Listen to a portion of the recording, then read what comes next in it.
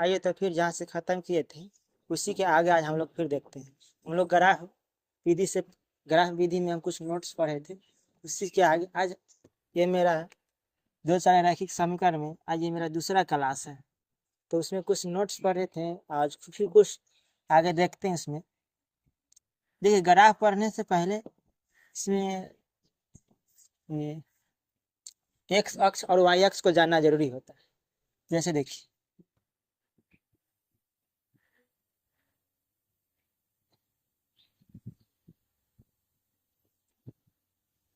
Y पूरा होता है ये वाई अक्ष, सूतल वाला होता है एक्स अक्ष। जहाँ पे दोनों रेखा एक्स अक्ष और वाई अक्ष दोनों रेखा जहाँ पे कटता है उसी को हम लोग कटान बिंदु कहते हैं। इसी को कटान बिंदु, और जहाँ कटान बिंदु कहने का मतलब कि ये होता है आपका मूल बिंदु।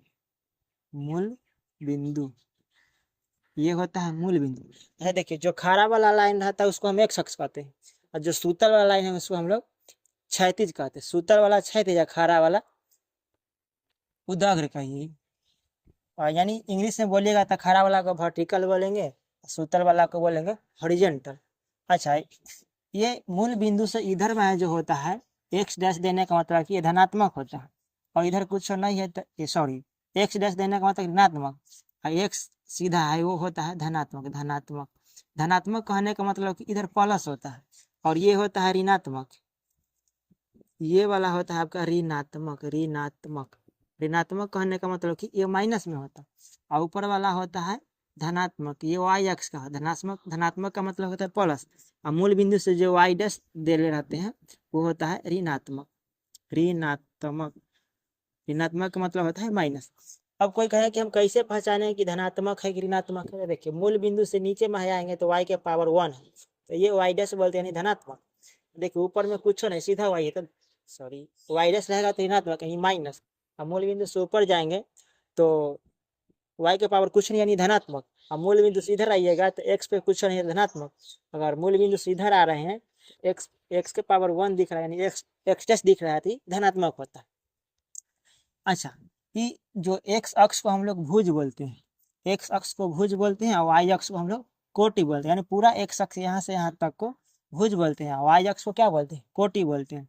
अच्छा, ये होता है प्रथम घर, और ये होता है द्वितीय घर, ये होता है तृतीय घर, ये होता है चतुर्थ घर। तो कहने का मतलब है कि एक्स अक्ष को यानी पूरे एक्स एक्स और एक्स डैश दोनों को हम लोग एक्स अक्ष को भुज बोलते हैं। भुज भुज कहते हैं, एक्स अक्ष को भुज कहते हैं, और वाई डैश और वाई अक्ष को कोटि कहते हैं। कोटि कहते हैं, कोटि कहते हैं। और इसमें अब कभी कभी पूछता है कि प्रथम घर, द्वितीय घर, तृतीय घर, चतुर्थ घर में कौन सा चिन्ह है? जैसे इधर देखिए, दूसरा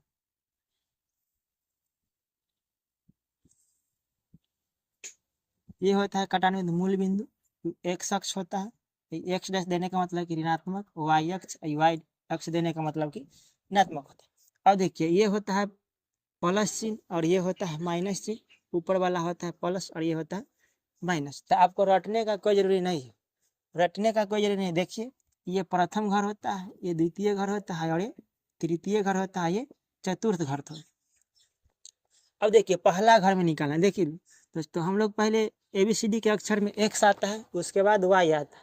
तो हम लोग घर में जो होता है पहले एक्स का लिखते हैं, उसके बाद वाई का लिखते हैं। जैसे एक्स का कहने का मतलब प्रथम घर में कौन सा चिन्ह, तो प्रथम घर में कौन सा चिन्ह होगा तो पहले एक्स को लिखेंगे, उसके बाद वाई को। तो एक्स अक्ष कथी में रहता है? ये वाला प्लस में रहता है, तो प्लस कॉमा, उसके बाद वाई वाला को लिखेंगे ना, तो वाई वाला कथी में? प्लस में। तो प्रथम घर में प्लस प्लस होगा। अच्छा, द्वितीय घर में फिर पहले एक्स का मान लिखेंगे, उसके बाद वाई का। तो ई वाला में, ई घर है, दूसरा घर में एक्स अक्ष कथी में? माइनस में है, तो पहले एक्स का मान, और वाई अक्ष कथी में? प्लस में है, तो वाई का यानी माइनस प्लस होगा। और तीसरा घर में रटने का कोई जरूरत नहीं, अगर अक्ष आप समझ रहे हैं तो इसी से आप लोग बना लीजिएगा। एक्स अक्ष पहले लिखेंगे, एक्स अक्ष का वैल्यू, तो एक्स अक्ष कथी में? माइनस में, तो माइनस में। वाई अक्ष कथी में? माइनस में है, तो माइनस में। और चतुर्थ घर में तो पहले एक्स अक्ष का मान लिखा जाता है, एक्स अक्ष कथी में? प्लस में, वाई अक्ष कथी में? माइनस। ये होता है प्रथम घर में प्लस प्लस, द्वितीय घड़े में माइनस प्लस और तृतीय घड़े में माइनस माइनस, चतुर्थ घड़े में माइनस प्लस। ये पहला था, ये दूसरा। और ये हम लोग तीसरा सारणी देखते हैं। तीसरा सारणी में हम लोग देखते हैं ये x होता है और ये x डैश y और y डैश। y डैश देने का मतलब कि मूल बिंदु से नीचे में है माइनस में, मूल बिंदु से ऊपर में है प्लस में। अब देखिए मूल बिंदु का निर्देशांक कोई आदमी पूछे, मूल बिंदु का निर्देशांक, तो मूल बिंदु का निर्देशांक पूछेगा आपसे, मूल बिंदु का निर्देशांक, तो मूल बिंदु का निर्देशांक होता है आपका 0 0। मूल बिंदु का निर्देशांक 0 0 होता है और मूल बिंदु का निर्देशांक 0 0। एक्स अक्ष को भुज कहते हैं, वाई अक्ष को कोटि कहते हैं। ये वाला आपका हो गया भुज और ये वाला आपका हो गया कोटि हो गया।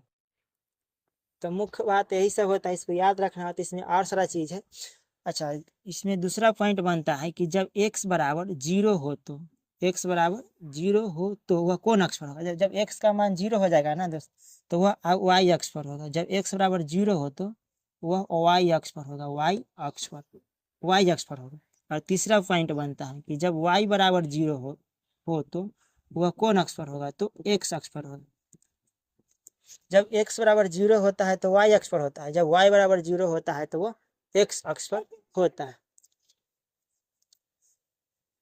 और चौथा में देख लीजिए, ये सब तो आपको ध्यान में रखना ही है। मूल बिंदु का निर्देशांक 0 0 होता है। जैसे देखिए आपसे कभी कभी क्वेश्चन कर देता है कि 2, -5, इसमें आपसे पूछेगा कि इसमें भुज कितना है, भुज। तो भुज पूछेगा तो हम कहे थे कि x वाला को भुज कहते हैं, y वाला को कोटि। यानी ये होता है आपका भुज और ये होता है आपका कोटि। यानी y वाला होता है कोटि या x वाला भुज। तो पहले याद रखिएगा, जब भी ऐसा रहेगा लिखो, शुरू वाला x का मान होगा, बाद वाला y का मान होगा। तो जब शुरू वाला x का मान होगा तो भुज शुरू वाला ही होगा और बाद वाला क्या होगा? कोटि होगा। तब भुज पूछ रहा है तब भुज 2 होगा। अगर कोटि पूछता तो कोटि कितना हो जाता? -5। भुज पूछेगा तो 2 और कोटि पूछेगा तो -5। तो आज पर इतना ही रहने देते हैं, फिर मिलते हैं नेक्स्ट वीडियो में।